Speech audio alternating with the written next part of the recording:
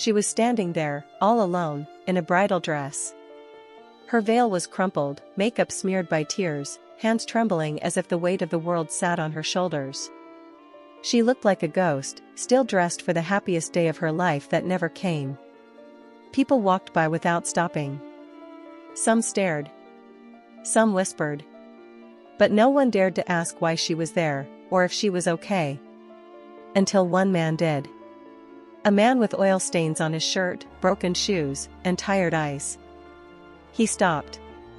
And what he did next changed her life forever.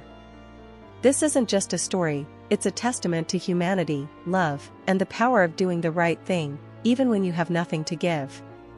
If stories like this move you, don't forget to like this video and subscribe to Outfit Stories, because the world needs more voices for the unseen.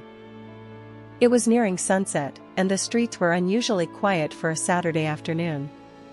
The sound of traffic hummed in the distance while the breeze picked up fallen flower petals that had once decorated a wedding venue not far from the main road. Ariba sat still at the edge of the town's only bus stop, her white dress stained from walking alone through dust and gravel, her mascara now twin trails of heartbreak on her cheeks. She clutched the edge of her lehenga like it could still hold the pieces of her shattered dignity.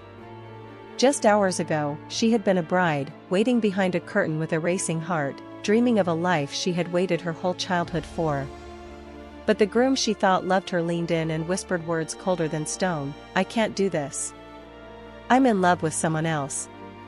Her world collapsed silently while the music still played and guests gossiped behind colorful dupattas. Her stepmother gave her a look of disdain, not sympathy, and muttered, "You brought this on yourself," before turning her back. Her father, long past, couldn't defend her, and the home she had lived in since childhood no longer welcomed her. So she walked, miles in a wedding dress, until she reached that bus stop with no plan, no phone, and nowhere to go. Dozens of people passed. No one stopped. That's when Rashid appeared, riding his old bicycle, on his way home from a long day at the mechanic shop. Sweat soaked his shirt. Grease painted his hands. He saw her from a distance, this strange sight of a bride sitting under a flickering streetlight, alone and broken. Something pulled him toward her. He stopped, rested his bike against the wall, and cautiously approached. "Sister, are you all right?" he asked, his voice low and respectful. Ariba didn't answer immediately, but her tears spoke louder than words. Slowly, she told him everything, not just about the wedding but her entire life. How her mother had died young, how she'd been raised like a burden by a woman who never showed love, how she'd done everything right yet still ended up thrown away like an afterthought. Rashid didn't say much. He just nodded, listening with the kind of empathy that only comes from someone who has known struggle too.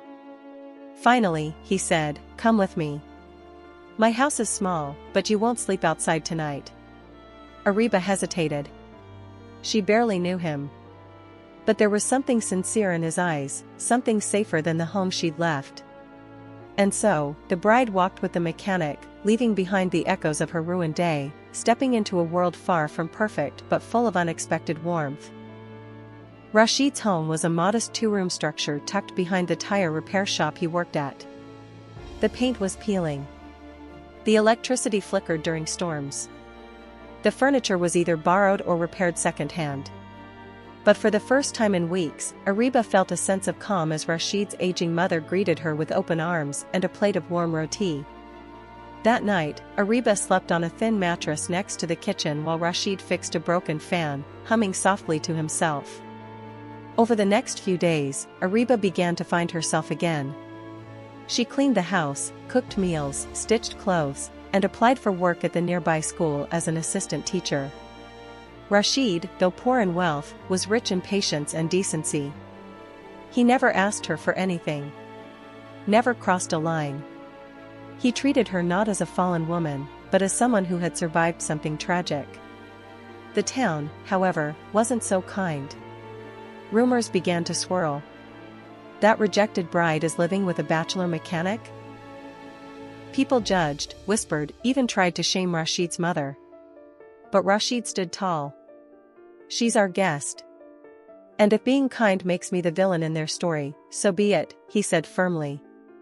Slowly, people began to notice that Ariba was different. She taught children with love, helped neighbors without asking, and treated Rashid's mother like her own. She wasn't a scandal, she was a survivor. Then one evening, as the call to prayer echoed through the sky, Rashid walked into the small backyard where Ariba was watering the plants. He stood quietly for a moment, watching her smile, hearing her hum again after so long. "I've seen how life knocked you down," he said gently, "but I've also seen how you got back up. I don't pity you. I respect you. I care for you." Ariba turned, tears welling in her eyes again, but this time, from warmth, not sorrow. Rashid continued, "If you ever decide to wear that wedding dress again, I'd be honored if it was for me, but only if it's your choice." 3 months later, under a simple canopy made from bed sheets and fairy lights, Ariba married Rashid. There were no drums, no gold, no grand feast. But there was love. Pure, steady, and deeply earned. The same people who once gossiped now clapped as she walked in again wearing white, but this time with pride in her step. Rashid proved that even with nothing in your pocket, you can give someone everything. Because love, after all, isn't about grand gestures, it's about standing beside someone when the rest of the world walks away.